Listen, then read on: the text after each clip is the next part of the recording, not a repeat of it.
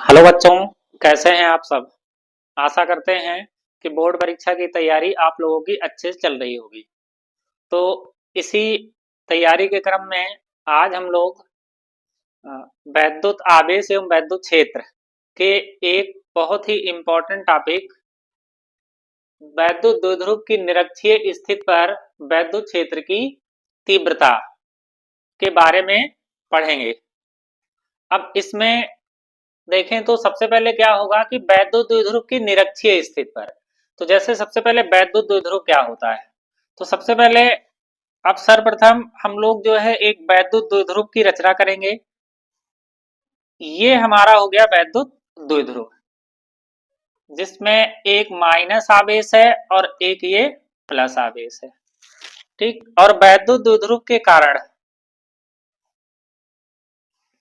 वैद्युत द्विध्रुव के कारण ये हमारा द्विध्रुव हो गया।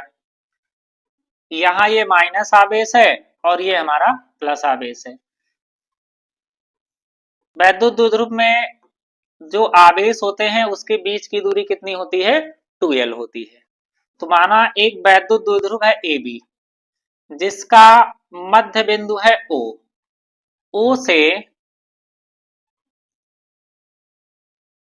R दूरी पर कौन सी स्थिति में, निरक्षीय। निरक्षीय मतलब जो इसके अक्ष पर ना हो। निरक्ष का मतलब क्या होता है, जो इसके अक्ष पर ना हो। तो द्विध्रुव का जो अक्ष है वो प्रदर्शित करेगा किसको, एक्स अक्ष को प्रदर्शित कर रहा है। लेकिन ये बिंदु कहाँ है हमारा, निरक्ष मतलब वाई अक्ष पर है। ठीक, तो अब यहां पर अगर हम तीव्रता देखें तो चूंकि इस प्लस के कारण अगर हम P पर तीव्रता देखेंगे तो जो प्लस के कारण तीव्रता होगी वो हमेशा धनात्मक आवेश के कारण तीव्रता जो है उससे दूर होती है। मतलब इस प्लस के कारण अगर इस बिंदु पर हम तीव्रता देखेंगे तो तीव्रता जो है हमेशा प्लस के कारण तीव्रता की दिशा कहाँ होगी, उससे दूर होगी। अब अगर इस माइनस आवेश के कारण देखेंगे तीव्रता, तो माइनस आवेश के कारण जो तीव्रता होगी वो उसकी ओर दिष्ट होगी। जो माइनस आवेश है उसके कारण अगर हम तीव्रता देखेंगे तो ये तीव्रता उसकी ओर होगी। मतलब प्लस के कारण तीव्रता उससे दूर और माइनस के कारण तीव्रता उसकी ओर दिष्ट होगी। ठीक, अब अगर देखें तो चूंकि तीव्रता कौन सी राशि है, सदिश राशि है। तीव्रता जो है वो कौन सी राशि है, सदिश राशि है। तो अब इसकी जैसे दोनों की अगर हम दिशा देखें तो एक की दिशा इधर है, दूसरे की दिशा इस प्रकार से है। तो अगर इन दोनों का हम परिणामी देखें तो अब हमको क्या करना होगा, इसका जो है घटक करना होगा। क्योंकि अगर इस तीव्रता के लिए हम देखेंगे तो इसका अगर घटक करेंगे इधर इस तरफ, मान लेते हैं ये कोण कितना है, थीटा, और ये भी कोण कितना है, थीटा है। तो अगर E प्लस क्यू का घटक करेंगे तो इधर जो घटक आएगा वो चूंकि ये कोण कितना होगा हमारा, यहां पर अगर हम इस कोण की बात करें तो ये हमारा कोण होगा थीटा।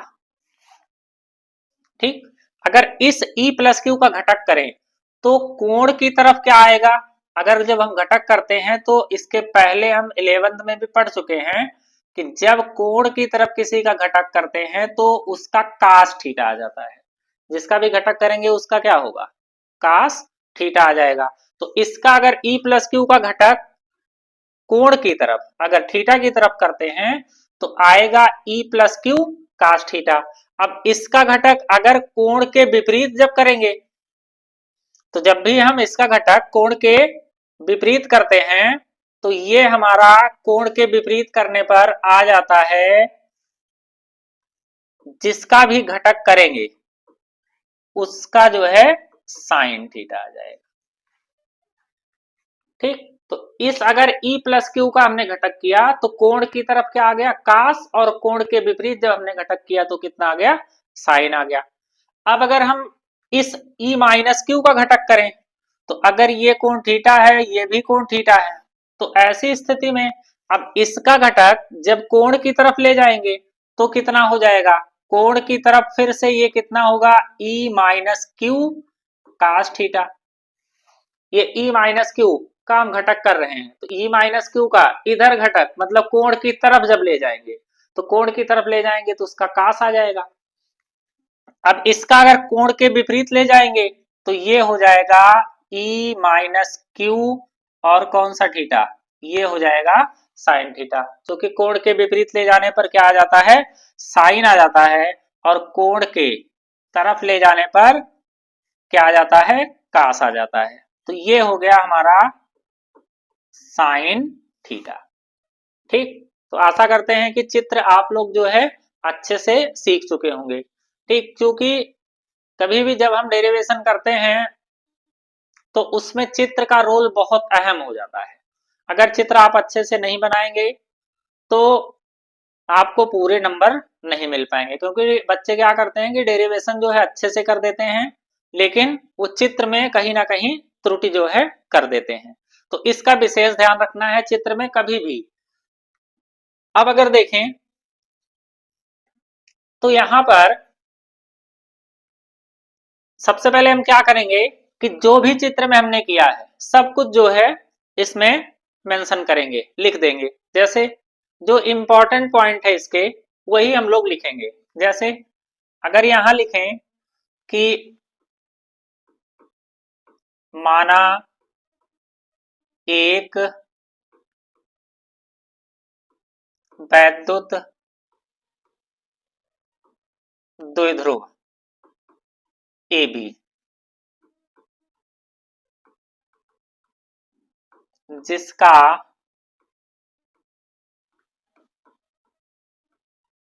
मध्य बिंदु O है। माना एक वैद्युत द्विध्रुव ए बी है, ये जिसका मध्य बिंदु O है। अब इस O से R दूरी पर, O से R दूरी पर निरक्षीय स्थिति में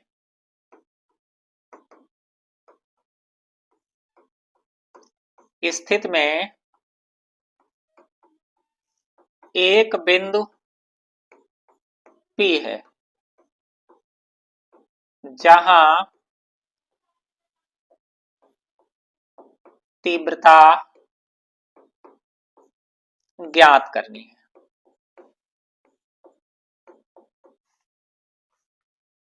इस O से R दूरी पर निरक्षीय स्थिति में एक बिंदु P है जहां तीव्रता ज्ञात करनी है। तो अब सर्वप्रथम हम लोग क्या करेंगे कि सबसे पहले प्लस Q के कारण इस बिंदु पर तीव्रता ज्ञात करेंगे P पर। तो प्लस Q आवेश के कारण, प्लस Q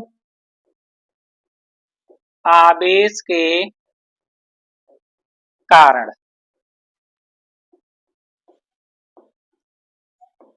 बिंदु P पर तीव्रता, तो ये प्लस आवेश के कारण तीव्रता कितनी होगी, E प्लस क्यू।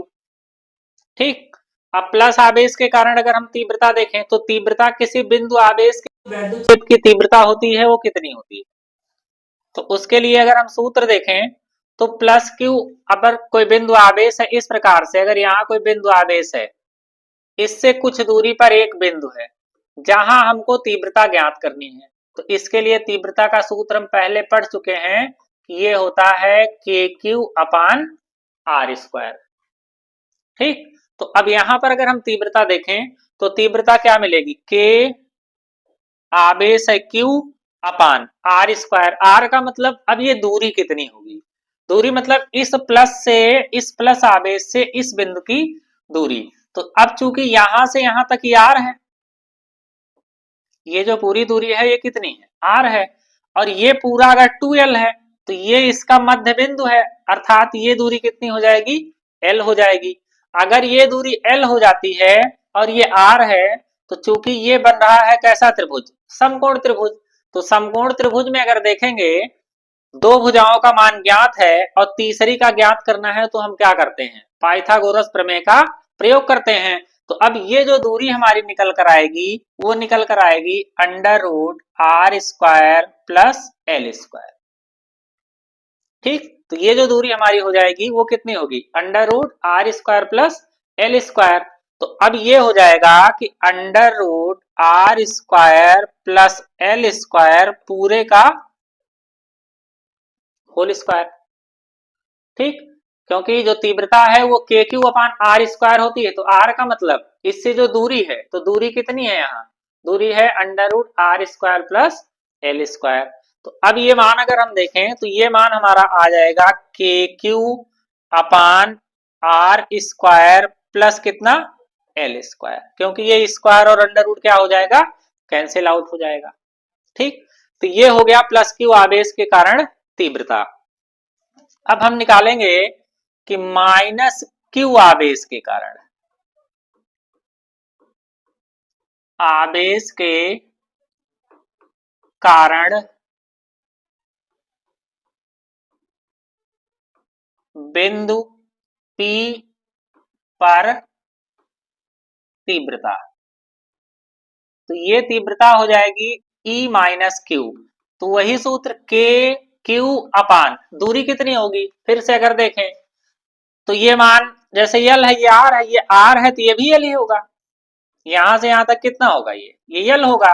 तो अगर ये यल है, ये आर है, तो फिर से ये कितना हो जाएगा, under root R square plus L square, फिर से वही मान हो जाएगा। तो अब क्या निकल कर आएगा यहाँ, तो R square plus L square. ठीक, फिर से यहाँ स्क्वायर और अंडर रूट क्या हो जाएगा, कैंसिल आउट हो जाएगा। ठीक, तो अब हमने क्या किया कि दोनों आवेशों के कारण इस बिंदु पर तीव्रता निकाल लिया। अब अगर देखें तो तीव्रताओं के अध्यारोपण से, तीव्रताओं के अध्यारोपण के सिद्धांत से, तो जो इस बिंदु पर जो तीव्रता होगी वो जितनी भी तीव्रता है, जितनी भी तीव्रताएं उस पर काम कर रही हैं, जैसे E प्लस क्यू और E माइनस क्यू, जितने भी आवेश हैं उसके कारण जो भी तीव्रता होगी उसके वो सदिश योग के क्या होगी, बराबर होगी। जितनी भी तीव्रताएं होंगी वो उसके सदिश योग के बराबर होंगी। अब इसका अगर सदिश योग करें तो देखें कि जैसे देखिए इस पर इधर जो है इस साइड में ये दो तीव्रताएं काम कर रही हैं, एक तो ये वाली तीव्रता E plus Q cos theta और E minus Q cos theta, ये एक ही तरफ है, और E plus Q sine theta और E minus Q sine theta ये परस्पर बराबर और विपरीत दिशा में है। तो दोनों जब बराबर और विपरीत दिशा में है तो ये एक दूसरे को क्या कर देंगी, निरस्त कर देंगी, और ये दोनों तीव्रताएं एक ही दिशा में होने के कारण जुड़ जाएंगी। तो इस प्रकार से अगर हम P पर नेट तीव्रता देखें तो कितनी निकल कर आएगी, तो लिखेंगे कि E, अगर यहां देखें तो अब हमको क्या लिखना है यहां कि E plus Q sine theta तथा E minus Q sine theta बराबर एवं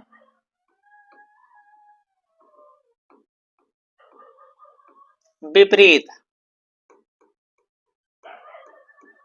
होने के कारण एक दूसरे को निरस्त कर देंगे।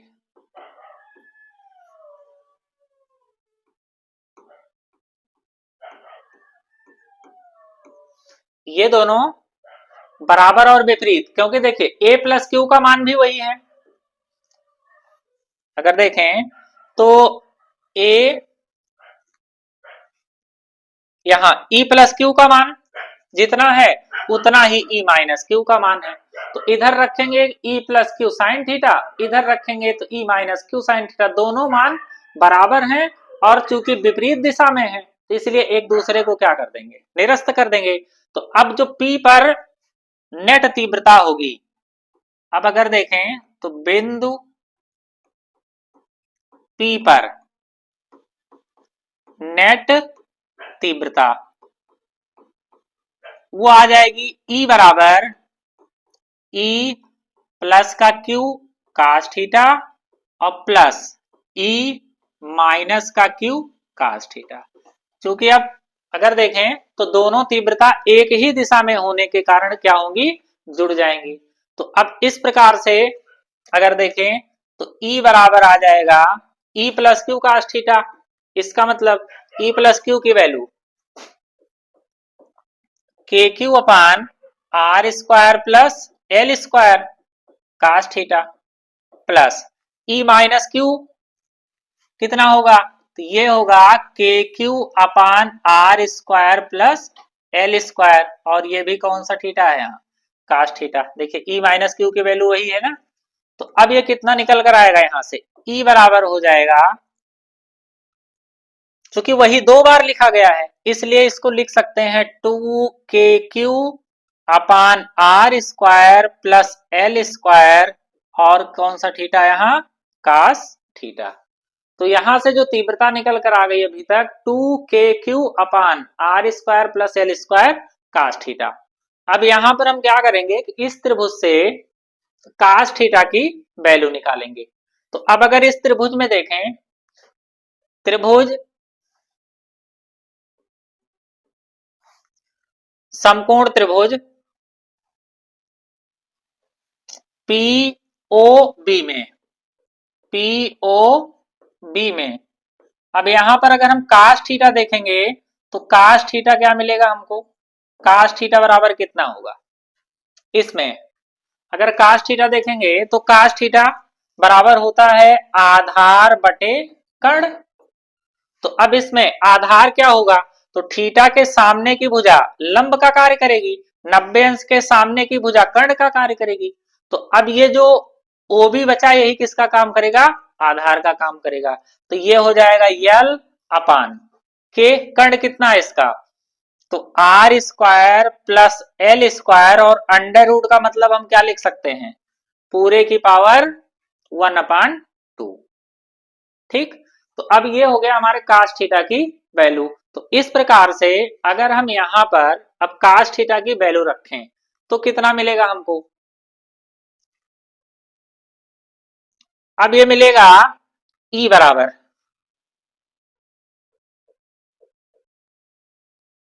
To K Q upon R square plus L square, और कास थीटा की वैल्यू कितनी आएगी यहाँ, कास थीटा बराबर क्या मिल रहा है हमको, तो अब कास थीटा की वैल्यू कितनी आ गई, L upon R square plus L square पूरे की पावर कितनी, 1/2। अब इस प्रकार से अगर हम इसको और थोड़ा सॉल्व करें तो चूंकि देखिए टू क्यू और एल, तो टू क्यू एल बराबर क्या हो जाएगा, के को पहले लिख लेते हैं टू क्यू एल, तो चूंकि टू क्यू एल जो होता है वो पी के बराबर होता है। देखिए जैसे टू क्यू एल बराबर क्या, वैद्युत द्विध्रुव आघूर्ण, तो इसके स्थान पर हम लिख सकते हैं वैद्युत द्विध्रुव आघूर्ण पी। तो टू क्यू एल बराबर हो गया पी अपान, ये कितना हो जाएगा, अब देखिए यहां ये R square plus L square,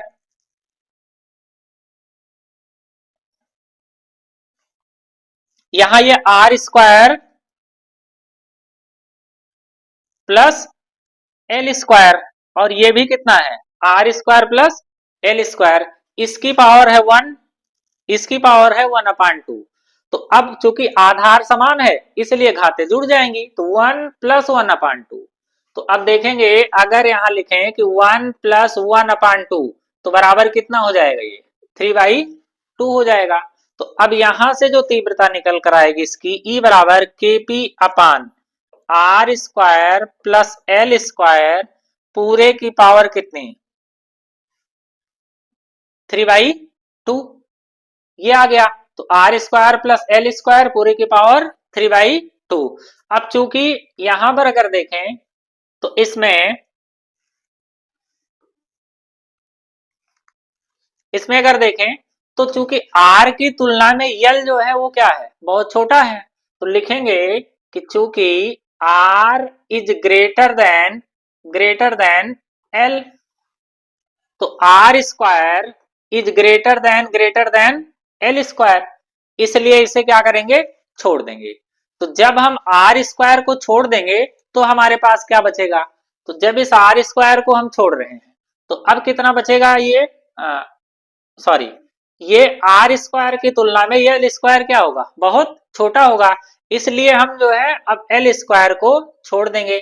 अगर एल स्क्वायर को छोड़ेंगे तो तीव्रता क्या निकल कर आएगी, ई बराबर, तो हमारी तीव्रता जो निकल कर आएगी वो के पी अपान, ये निकल कर आएगा के पी अपान, ये कितना है आर स्क्वायर, अब पूरे की पावर कितना 3/2, ये हो जाएगा आर स्क्वायर और पूरे की पावर कितना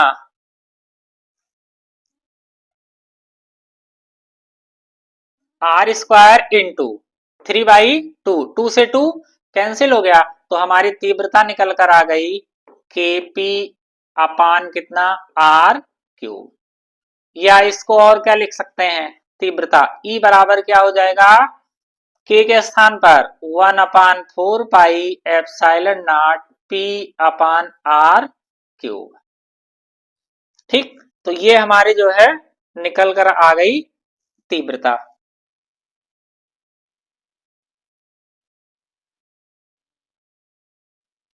आर क्यूब न्यूटन प्रति कूलम। तो इस प्रकार से अगर हम देखें तो जो वैद्युत द्विध्रुव के कारण निरक्षीय स्थिति में जो वैद्युत क्षेत्र की तीव्रता का सूत्र आ गया वो आ गया ई बराबर 1/4 pi epsilon naught P upon R cube.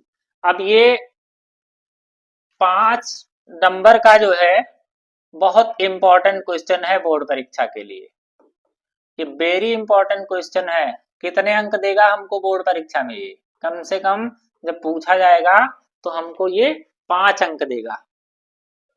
तो आशा करते हैं कि आप लोग जो है वैद्युत द्विध्रुव के कारण निरक्षीय स्थिति में वैद्युत क्षेत्र की तीव्रता को अच्छे से सीख गए होंगे। ठीक, अब इसका अगर हम एक बार रिवीजन कर लें तो अब देखिए सबसे पहले क्या करना है कि वैद्युत द्विध्रुव की निरक्षीय स्थिति में वैद्युत क्षेत्र की तीव्रता हमको ज्ञात करनी है। हमने खींचा, उससे आर दूरी पर एक बिंदु पी है जहां पर तीव्रता ज्ञात करनी है। तो यहाँ पर तीव्रता ज्ञात करने के लिए सबसे पहले हमने प्लस आवेश के कारण इस बिंदु पर तीव्रता देखा और माइनस क्यू आवेश के कारण, तो प्लस के कारण तीव्रता ये हो गई, माइनस के कारण तीव्रता ये हो गई। क्योंकि अब तीव्रता की दिशा जो है वो एक इस प्रकार से है, दूसरी इस प्रकार से है। अब इसको जो है वेक्टर जो अच्छे से पढ़ा होगा उसी को ये बात अच्छे से समझ में आएगी। फिलहाल आपको इतना ही ध्यान रखना है कि अगर जो है कोई भी तीव्रता मतलब कोई भी सदिश अगर इस प्रकार से है कि वहां पर जो है ये ध्यान रखना है कि अगर कोई भी सदिश एक्स अक्ष और वाई अक्ष की दिशा में नहीं है तो उसको हम क्या करेंगे, उसकी दिशा में उसको संरेखित करने का प्रयास करेंगे। तो जैसे अब इसकी तीव्रता इधर है, इसकी तीव्रता इधर है, तो अब इसके लिए हमको क्या करना होगा, सदिश योग का नियम लगाना होगा। तो उसके लिए हम क्या करते हैं कि इसको इसका हम तुरंत घटक करते हैं। तो इसका घटक अगर कोण की तरफ करेंगे, काश कोण के विपरीत ले जाएंगे तो साइन, इस माइनस क्यू वाले का घटक करेंगे, इसको कोण की तरफ ले जाएंगे, काश कोण के विपरीत ले जाएंगे साइन। अब देखा हमने तो E plus Q sine theta और E minus Q sine theta परस्पर ये बराबर और विपरीत दिशा में है, तो ये एक दूसरे को क्या कर देंगे, जब कोई भी सदिश बराबर और विपरीत दिशा में होता है तो वह एक दूसरे को क्या करता है, निरस्त कर देता है। तो अब ये एक दूसरे को निरस्त कर देंगे। अब चूंकि ये दोनों एक ही दिशा में है इसलिए ये दोनों क्या होंगे, जुड़ जाएंगे। तब बिंदु P पर जो तीव्रता होगी वो E plus Q cos theta और E minus Q cos theta हो जाएगी। अब दोनों वैल्यू यहाँ हम रख देते हैं, दोनों वैल्यू रखेंगे। अब दोनों देखा हमने समान है तो ये हो गया एक और एक जोड़ने के बाद 2 हो गया, 2k³ upon R square plus L square cos theta हो गया। ठीक, अब यहाँ पर हम कास थीटा की वैल्यू पुट कर देते हैं किसी भी त्रिभुज में, चाहे इसमें ले लेंगे चाहे इसमें। अब कास थीटा की वैल्यू कितनी निकल कर आएगी, क्योंकि कास थीटा बराबर क्या होगा यहाँ, तो कास थीटा बराबर हो जाएगा आधार बटे कर्ण, तो आधार इसका है एल और कर्ण है ये।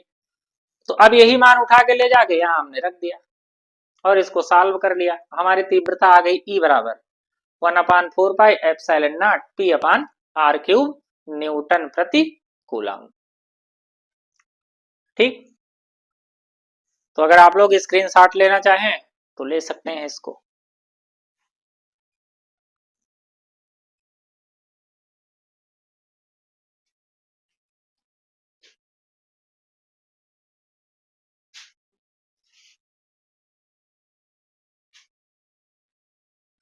अगला जो क्वेश्चन है वो एक समान वैद्युत क्षेत्र में स्थित वैद्युत द्विध्रुव पर बलयुग्म का आघूर्ण। ये भी 5 अंक वाले प्रश्न हैं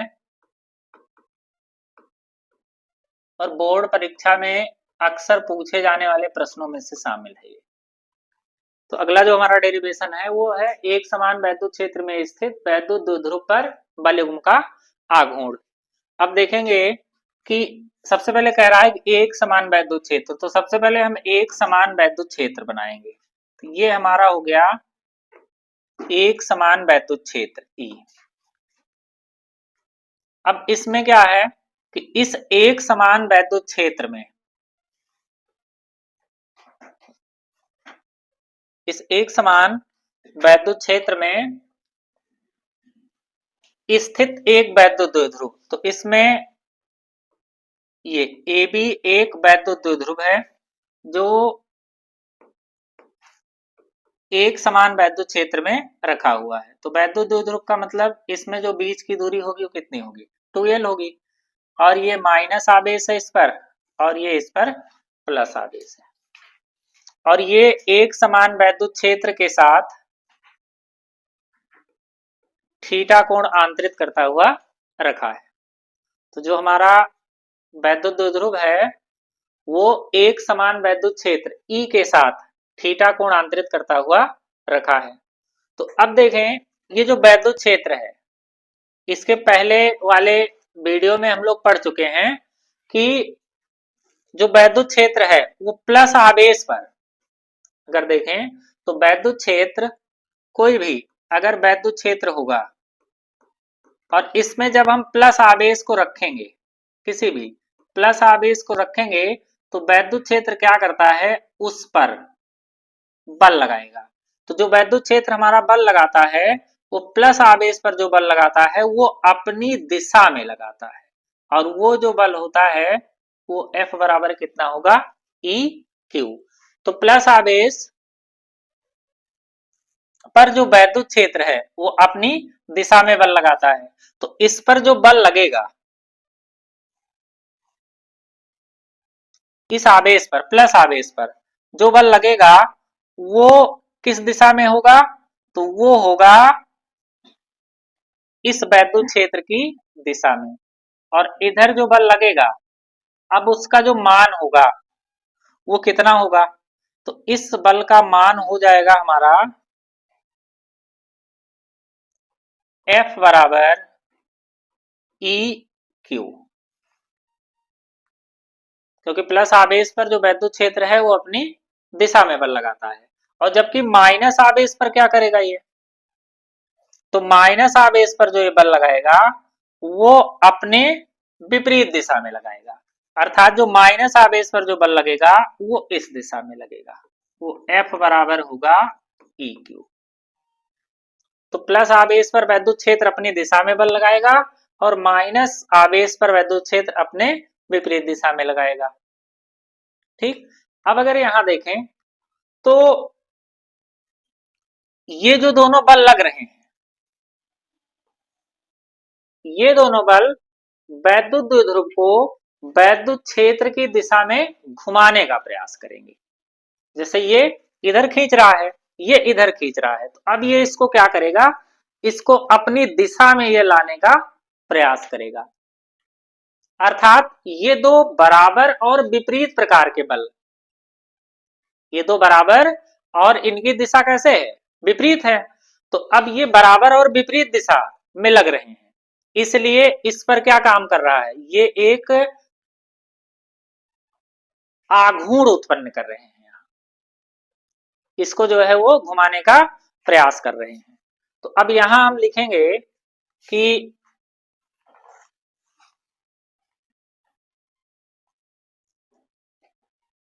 माना एक वैद्युत द्विध्रुव AB एक समान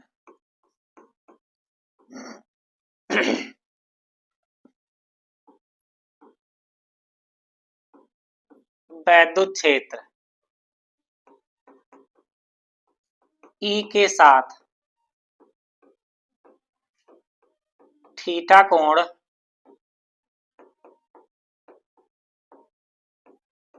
आंतरित करता हुआ रखा है। यहां देखें तो एक जो वैद्युत द्विध्रुव AB है वो एक समान वैद्युत क्षेत्र E के साथ थीटा कोण आंतरित करता हुआ रखा है। तो इस पर दो बराबर द्विध्रुव पर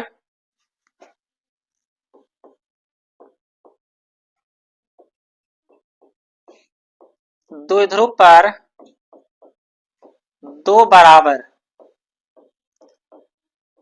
परंतु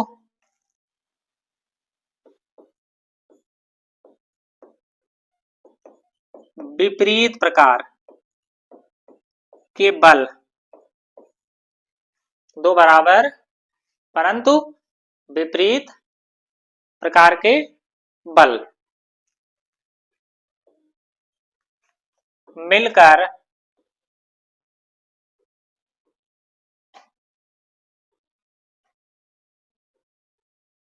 एक आघूर्ण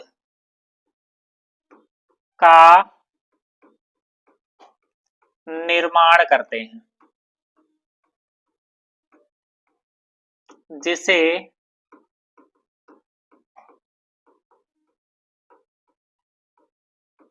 प्रत्यानयन बलयुग्म का आघूर्ण कहते हैं।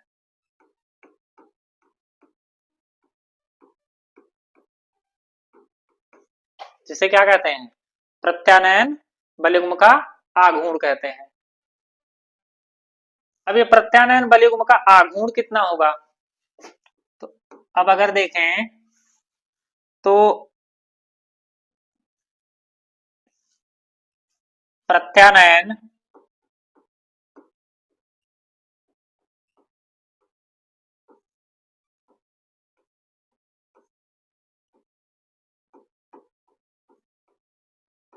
बलयुग्म का आघूर्ण, तो ये टाउ बराबर क्या होगा? बल गुणे बल की क्रिया रेखाओं के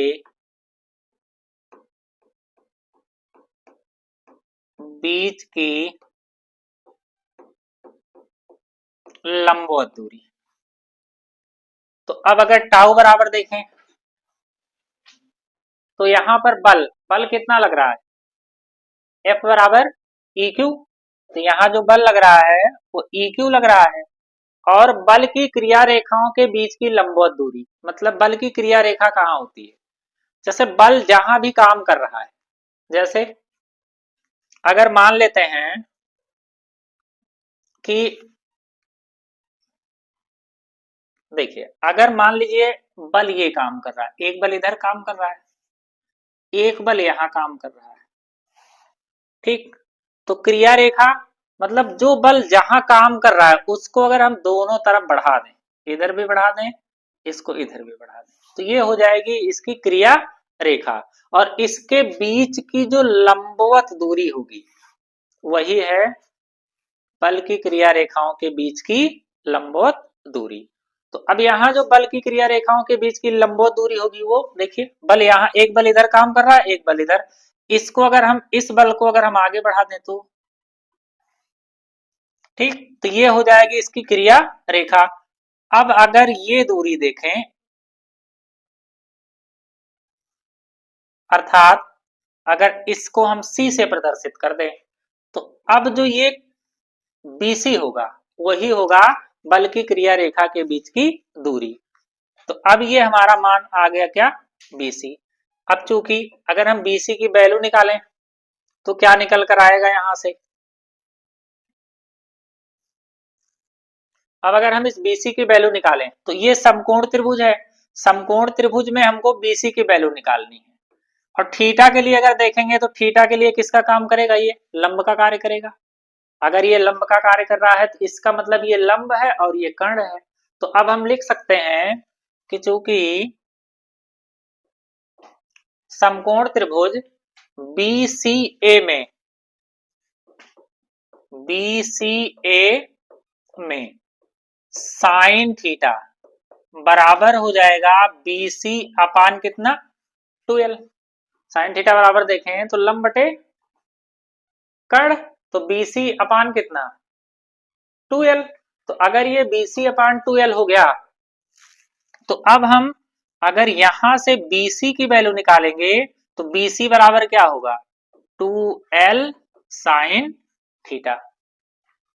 तब यहां अगर हम BC की वैल्यू रखें तो टाउ बराबर हमको क्या मिलेगा, यहाँ EQ और इनटू BC का मतलब 2L साइन थीटा। अब चूंकि Q इंटू 2L बराबर क्या होता है, वैद्युत द्विध्रुव आघूर्ण। तो अब यहां टाउ बराबर क्या हो गया, PE साइन थीटा। तो इस प्रकार से जो हमारा बलयुग्म का आघूर्ण आ गया वो टाउ बराबर आ गया PE साइन थीटा। ठीक, अब ये टाउ मैक्सिमम कैसे होगा, अब देखिए जैसे अगर या पहले सबसे पहले इसका हम सदिश रूप लिखते हैं। इसका अगर हम सदिश रूप लिखें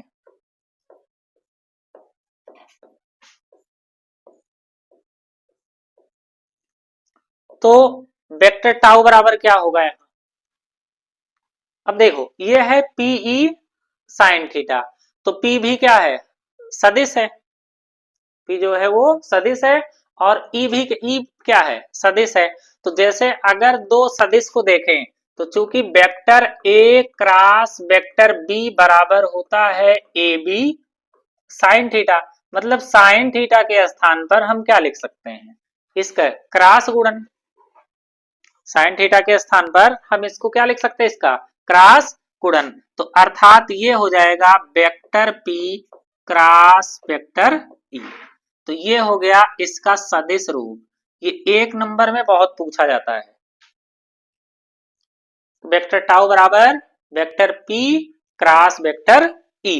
अब अगर इसको हम E क्रॉस P लिख दें तो ये गलत हो जाएगा,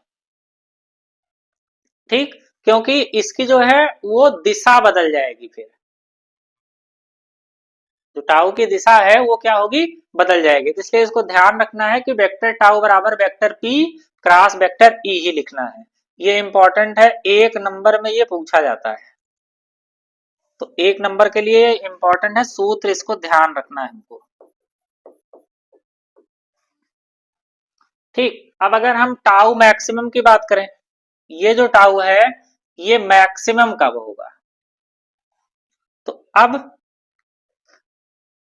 चूंकि साइन की जो मैक्सिमम वैल्यू है वो कितनी होती है, वो होती है +1। तो साइन की जो मैक्सिमम वैल्यू होती है वो कितनी होगी, प्लस का 1 होगा साइन की मैक्सिमम वैल्यू। तो अब इस प्रकार से अगर यहां जब साइन अधिकतम होगा तो टाउ भी क्या होगा, अधिकतम होगा। अर्थात तब टाउ मैक्सिमम बराबर क्या हो जाएगा, P इंटू E। तो बलयुग्म का जो अधिकतम मान होगा वो कितना होगा, टाउ मैक्सिमम बराबर P इंटू E होगा। ठीक, तो इस प्रकार से इसमें जो 5 नंबर वाले जो क्वेश्चन हैं वो 3 क्वेश्चन जो है ज्यादातर ये पूछे जाते हैं। पहला, इसके पहले वाले वीडियो में हम पढ़ चुके हैं कि वैद्युत द्विध्रुव के कारण अक्षीय स्थिति में वैद्युत क्षेत्र की तीव्रता। और दूसरा जो हमारा है वैद्युत द्विध्रुव के कारण निरक्षीय स्थिति में वैद्युत क्षेत्र की तीव्रता, जो हम लोग अभी इसी वीडियो में पढ़ रहे हैं। और इसके बाद जो है हमने जो तीसरा जो 5 नंबर वाला क्वेश्चन पढ़ा वो है एक समान वैद्युत क्षेत्र में स्थित वैद्युत द्विध्रुव पर बलयुग्म का आघूर्ण। ठीक, अब इसमें इस चैप्टर में हम लोग कुछ कॉन्सेप्ट और पढ़ेंगे और उसके बाद हम कुछ चुनिंदा जो पिछले वर्षों में बोर्ड परीक्षा में पूछे गए आंकिक प्रश्न हैं उसको हम लोग सॉल्व करेंगे। क्योंकि बोर्ड परीक्षा के दृष्टि से अगर देखें तो आंकिक प्रश्न जो है वो बहुत ज्यादा इंपॉर्टेंट है, क्योंकि बोर्ड परीक्षा में 50% वेटेज आंकिक प्रश्न का होता है और 50% वेटेज जो है इसका होता है। कभी कभार क्या होता है कि आंकिक प्रश्न ज्यादा पूछ लेता है कॉन्सेप्ट वाले क्वेश्चन, तो उसके लिए हमको जो है डेरिवेशन का भी ध्यान रखना पड़ता है। ठीक, तो अब हम लोग जो है इसके कुछ आंकिक प्रश्नों को सॉल्व करेंगे।